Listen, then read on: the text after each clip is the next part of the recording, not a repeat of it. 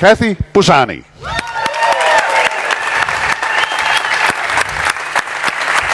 Thank you. Hello. Cheers. Thanks.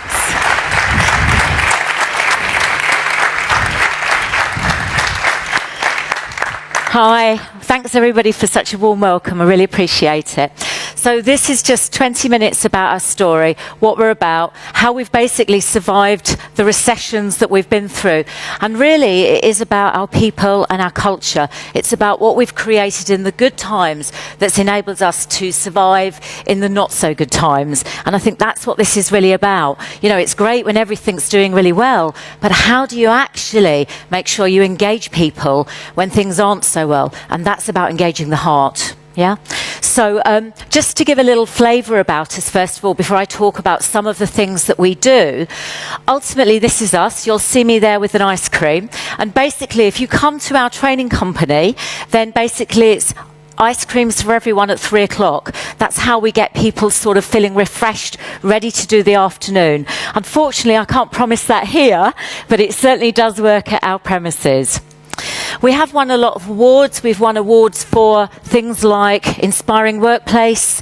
We've been in the top 20 UK best workplaces for about 5-6 years running. We've won things like best of the best for customer service, all those types of things. And that's really in a way sort of accolade to everything that we've created and a celebration of our people. So what I want to start by thinking about, just really following on from what Steve was saying, if it's this idea that top-down doesn't enable us at our best, then what is it that does? So what I'd like you to do is just have a chat with your neighbour about what are the sorts of things, thinking about over your own career, of where you've actually achieved your absolute best, you know, when you've been really proud of a moment in your career history. And what I'd like you to do is share that story with your neighbour, and in particular think about what was it the manager did or didn't do that enabled you to achieve at your best. So just a couple of minutes just to share with the person that you're sitting next to. So what was it that your manager did or didn't do that enabled you?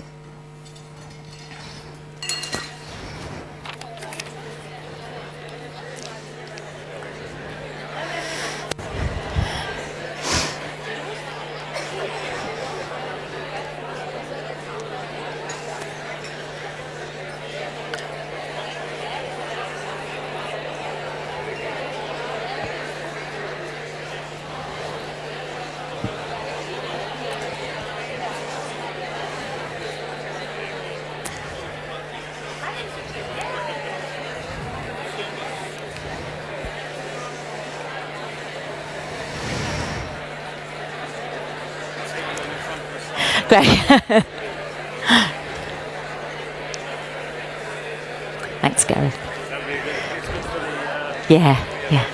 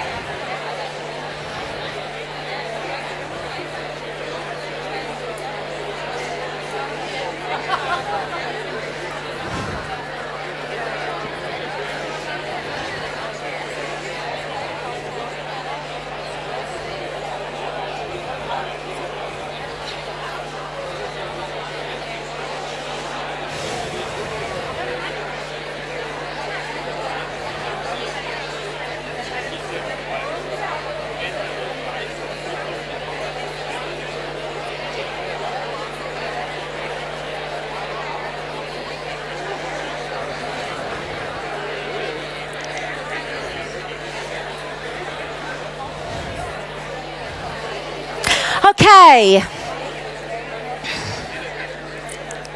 So thinking about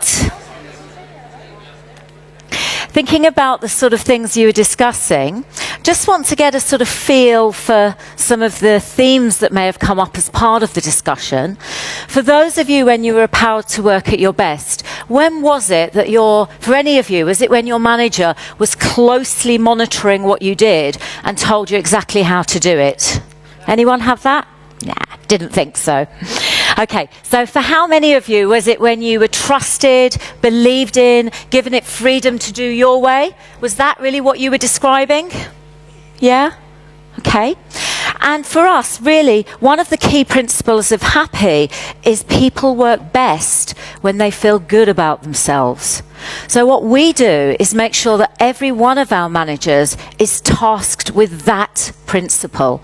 So everything they do is about making somebody feel good. And exactly as Steve said, that doesn't mean doing it in a way that's rote, but it's about working out what the individual needs within a framework. So trust, freedom, feeling valued, feeling appreciated, feeling like you contribute something to the wider business. And I think I didn't quite get what my intro, but I think what one of the things that was said was one of the ways that we really enable people to work at their best is we ask them to choose who they want to be their manager. And that means if you're not a damn good manager, somebody's going to vote with their feet. Yeah? So that makes it really important. And what we end up with is people managers who see it not as an add-on to what they do, but as absolutely intrinsic to their whole job. And so often when people are in a management position, it's the bit they do when they haven't got time, when they've got a little bit of time. We want it to be something that's a key focus for people. So what we have here is a lovely picture of two smiley people at Happy. We've got Ed in the pink. He's actually one of our deaf trainers. And he at Happy teaches people, hearing people, how to use IT. And he has an interpreter in the room every now and again to help if needed, but he actually lip reads, and we're really proud of that. And next to him is Nadia, and they choose Nikki. So basically at Happy, recently their own managers left and they were asked who they wanted, and Nikki was who they chose. Imagine in your workplace, thinking about the managers that you have there, who would be the managers that people would choose if they had a choice, and who would everybody leave with a barge pole? Yeah? I'm only MD at Happy, but we have our chief executive, and that isn't his core strength. So he's the great entrepreneur, he's the guy with all the ideas, he's the guy that helps make it happen for us. But ultimately, he isn't generally the person that people would choose to be managed by. Yeah? One of the other things that is very true for Happy is that we have collective decision making. You might see from the bright colours there that we're not a typical training company. This is really the cafe area where our delegates get to sit and enjoy and have those ice creams and everything else. And this is just a group of us having a discussion. And at Happy we do make collective decisions. So for example, if we're having tough times, then we have a regular staff meeting where the staff might say, we need to think about the financials. We need to actually take a vote on whether there's a pay freeze. It's not management suggesting that, it's actually the staff themselves. And that makes a huge difference to the buy-in that we get. So it's not us trying to persuade people of something, it's actually our staff coming to us and saying, this is what's needed. And as part of that, of course, it's really important, if you're going to have collective decision making, then people need to understand your profit and loss. How many people here share exactly what's happening in the company on a regular basis financially? Hands up? Fab. Great to see it. Okay, so, but one of the keys about this is, it's no good just sharing the information. You also need to help people understand it. So we use Lego to do that. Yeah, the Lego blocks, everyone knows about them, yeah? So we use those and we get people standing in a line, and somebody represents turnover, and then there's somebody who represents profit, and there's somebody who represents overheads, and we move the bits of Lego around and then we relate it to the spreadsheet. And we do that every now and again just to remind people how to understand the figures, so that actually every quarter when we look at the bottom line, people are actually able to interrogate us and go, well, why is that overhead in there? Or what's that about? Or what on earth were we doing spending money there? And what that does is it enables people to take responsibility for what happens within the company and make decisions that are based around real informed choice. Yeah? Part of that also open information is You'll see some people whispering here. I don't know if your company's like this, but certainly other companies I've worked in, where you don't really know what so-and-so earns, but you can sort of make a guess. And what there is there's an awful lot of whispering. And what we've often found is that whispering probably doesn't represent anything near what they earn, but you think you know. So what we've done is made salaries open. So we have a spreadsheet on the network which basically has what the cleaner earns all the way up to what the chief executive earns. And what it also does is when we have pay performance rises, it has information on why somebody got that pay performance. So there's a bit of detail about it. So if you're thinking, I'd like to get a rise like that, you've got some indication of what you can do to get that. One of the other things we like to do is, treat people as adults. So a lot of companies talk about, oh yeah, we really look after our people.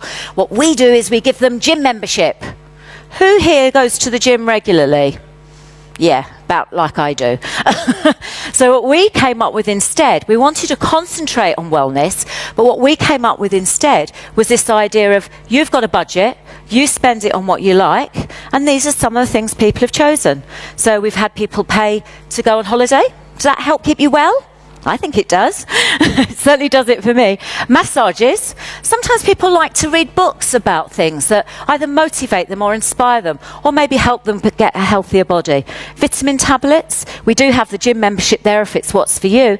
But also what we have is this idea that you might want cycling gear or trainers or things that actually help you. So we give people that choice over what they spend their budget on. And also the other thing we do is we encourage people. So we don't want people coming in when they're sick, but if you do have a generally low sickness level, then we'll also give you your birthday off as an extra treat. You don't need to book it, you can just take it, do what you like. If it falls over a weekend, well guess what? You get to choose whether it's a Monday or a Friday that you take. And that really helps inspire people. And we use something back in England called the Bradford factor. I don't know if you've heard of that, but it's a way of calculating sickness that looks at instances as well as number of days. We found that to work really well for us. So, a couple of last things then. One of the things I just wanted to share as well that's part of our culture is this idea of celebrating mistakes. Who in your company celebrates mistakes? Anyone? This one always gets people smiling. What's this about? Well, the idea of this is it's not necessarily that we throw a party every time something goes wrong. But what we do want is we want a lot of creativity and innovation. And if we want that, then we can't have that by keeping people safe, by getting people to only do what they always do day in, day out. Because quite frankly, that's the only way. We never make mistakes. So if you want people to innovate, if you want people to do something different, then what you actually have to do is make sure that you have a safe environment where people can get it wrong, and it will be something that people will laugh about, but equally something that people will learn from. And that's the key difference. We're not talking here about getting something wrong over and over. But at Happy, we say if in your first 3 months you haven't made a mistake, then we failed you. Because I can't imagine anyone joining a new company and not getting it wrong. And one of my favourite ones was we had a trainer who wanted to join our technical team. And one of the first things she managed to do, Wei Hei, was delete all of our accounts from the network. The whole lot. Everything.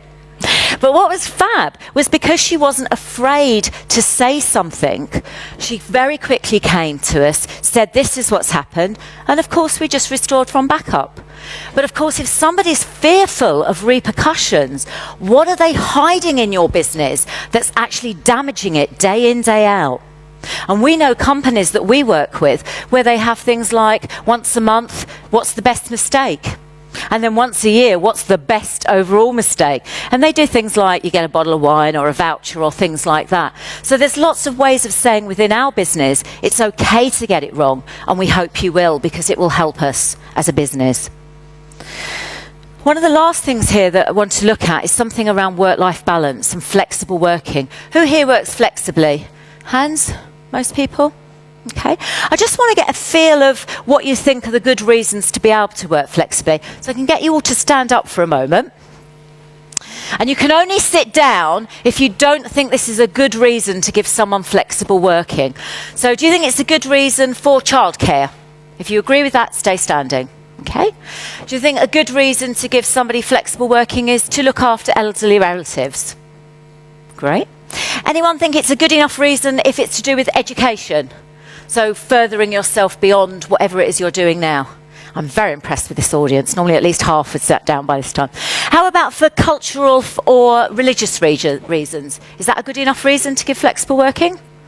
Great. How about lifestyle? For example, somebody who actually likes to go clubbing on a Sunday night and isn't really fit for work on a Monday, so they take Mondays off. That always loses me some. Okay? Why do you think I use that example? Great for you who stayed standing. I'm really impressed. You can sit down now. One of the reasons I use that as an example is, who are we to judge somebody's choices? And if we are going to engage people through their hearts, then we have to understand what it is that motivates them. And why should we penalise somebody who's made a different life choice than us? So we have given somebody Mondays off to work more effectively because, quite frankly, they weren't really fit otherwise on a Monday morning because their favourite club opened on a Sunday. And that's why our pictures of people dancing. Yeah? So maybe think about those things. Where are you stopping people that perhaps you don't need to? And I believe I should be a role model to that. So as MD at Happy, I personally take Mondays off. It isn't actually to go clubbing, but it is so that I can spend time with my family, which is really important to me. And it's what helps keep me passionate about what I do. To ensure that we keep our culture, to ensure that we make, it's really important that things keep going, we have what we call our culture club. And they meet regularly to look at what are we getting right and what are we not getting right and what is it that we need to work on. So we make sure that the focus is kept there all the time. This isn't something you can do as a one-off. It needs to be intrinsic throughout every single thing that you do. And finally, really, the key point here is we also measure happiness on a regular basis. And we've done this for a number of years. And interestingly enough, one of the things we found is sometimes when our profits are at the lowest, our happiness is at the highest because people are really engaged and motivated to try and do better and do more. And we do this thing called a happy check. And all it does is it asks a range of questions which really we think get at the heart of what's important to us.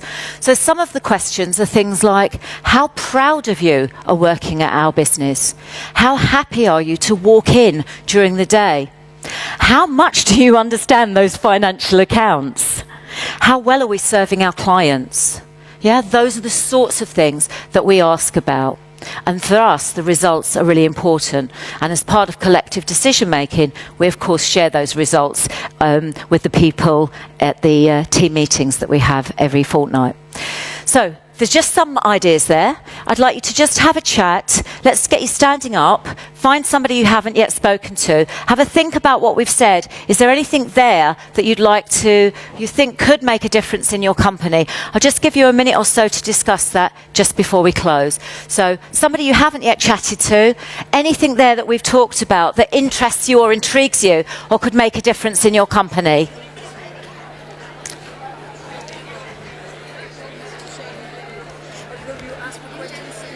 I think Alex said he didn't want me to.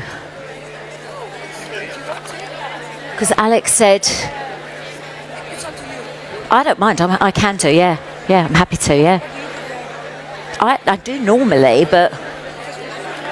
Yeah, that's fine.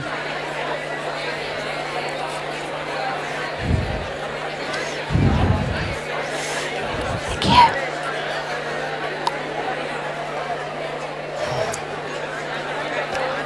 I didn't want to spill it everywhere.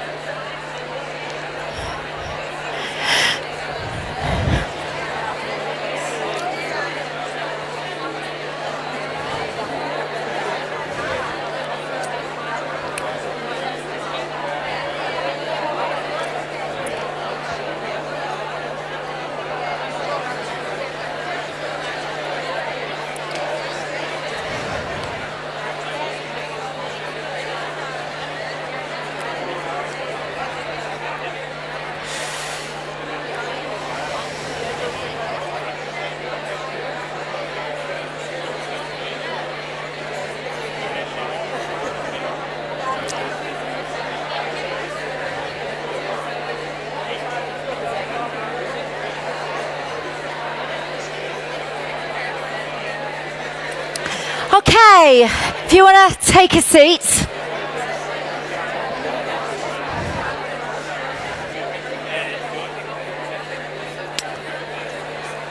If you want to take a seat now, thank you.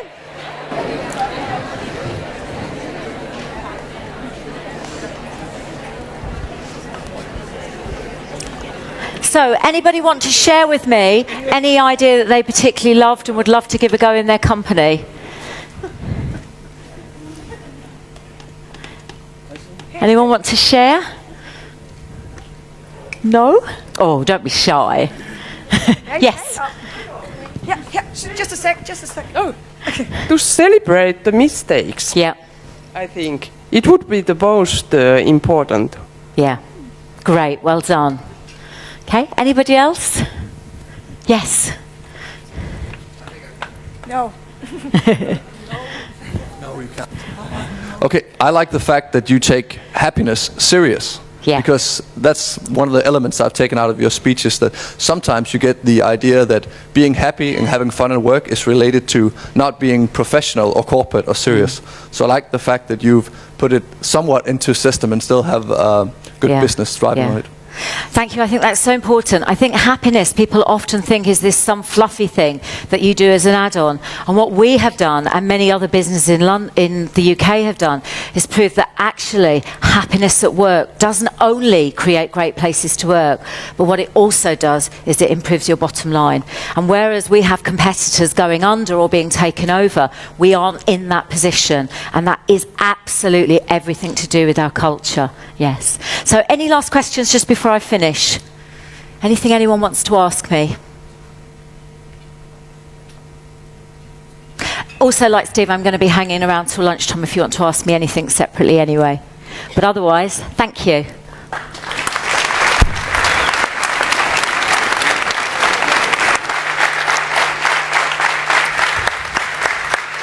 Cathy Busani.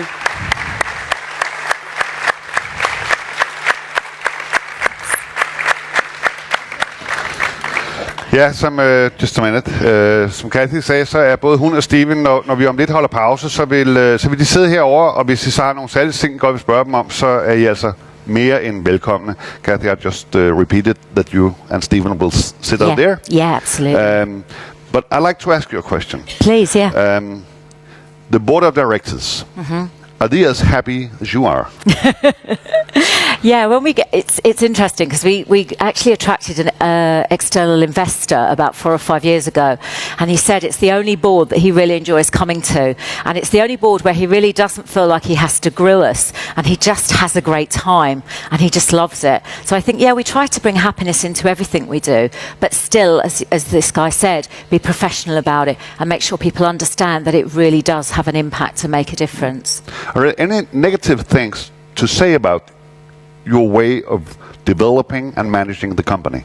Not in my experience. For me, probably the key one, the top one of all of them, is about being able to choose your own boss. I don't know about anybody here, but certainly in my past career history, I've left my boss, not the company I worked for, because they have the opportunity to have the biggest influence on us. So if you get that right, everything else flows from it.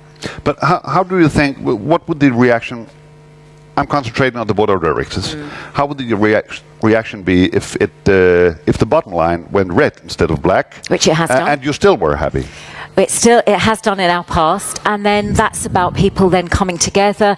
As I said, we have had in our past history people voting for a salary freeze, things like that. But ultimately, because everybody's so engaged, because everybody wants the company to succeed and they understand the accounts, they take it very seriously.